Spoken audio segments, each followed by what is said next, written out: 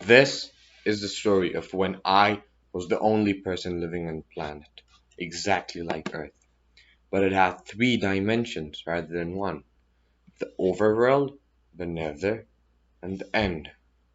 This world was threatened by the power of the mighty Ender Dragon and its people, the Endermen.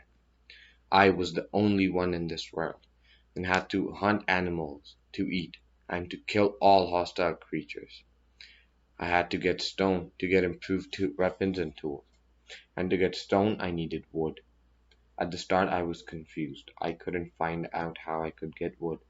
I walked in search of trees for a long time, and then I saw a forest nearby. I ran to the forest and punched down a tree, and immediately made an axe. I cut more wood with the axe I just made, and headed towards the mountain. When I reached there, I made a table I could craft things on.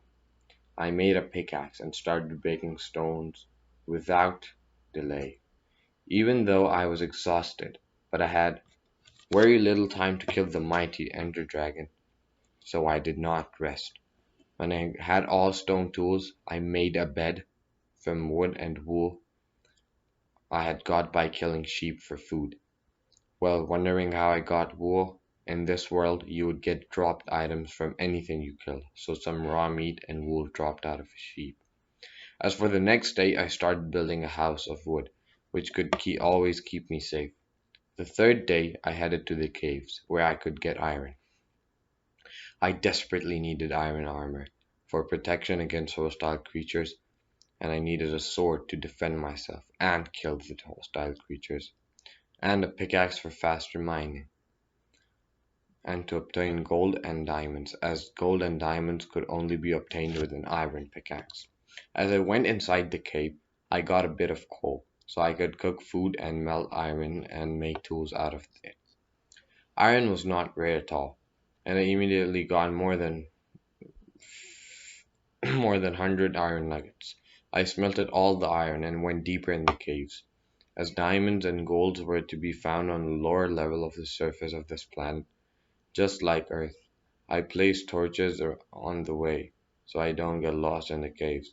The diamonds formed just 5 levels above the bedrock, so diamonds were all near lava.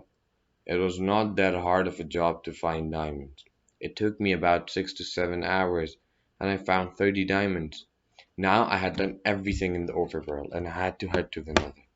For that I needed obsidian, which formed when water encountered still lava. And from the iron I had got earlier, I had luckily made a bucket, and I had water in it to drink, but I put the water on lava, which was around me, and obsidian formed. I started mining it with my diamond pickaxe and got all 10 diamond pieces of it, and made the nether portal, and went into this, and this revealed a whole new world to me, which was filled with lava at the bottom. It was just like hell in the world. I was lucky that the nether portal on the other side just opened beside another fortress. I went in and quickly started to find which dropped which dropped blaze rods. Fortunately, I found them quickly and killed them with my diamond sword. Now everything was done. I just needed ender pearls, which I could get by killing endermen. As it was late, I slept. Also, the next day, I spent time upgrading my weapons and enchanting them with lapis lazuli. I found a lot of lapis lazuli when I was digging for diamonds. This was a very, very long process, due to which I was just finished about just before my time to sleep, just before my sleep time. So I got my sword and went off to kill some endermen and to get some pearls from them, and then went home and slept. Now I made the Eye of Enders. By mixing blaze rods and ender pearls, these would lead me to the stronghold portal, which would take me to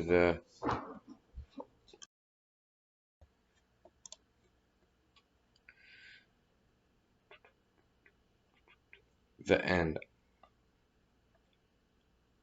I was determined to kill this beast.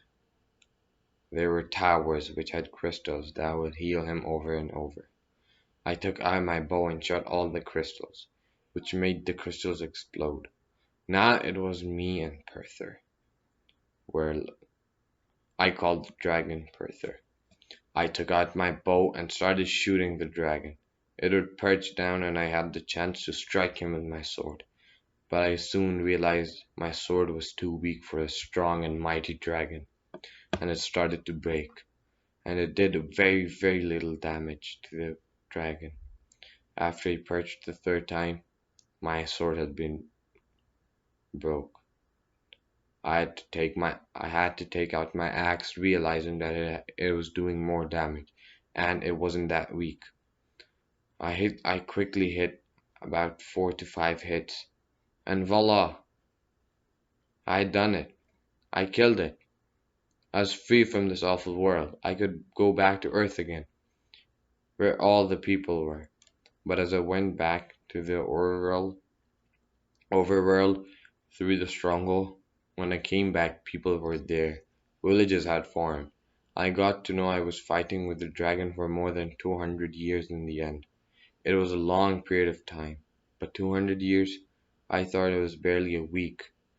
I went to an astronomer and asked what had actually happened to me. When he was about to tell me what actually happened, I got to know before him. How did I know?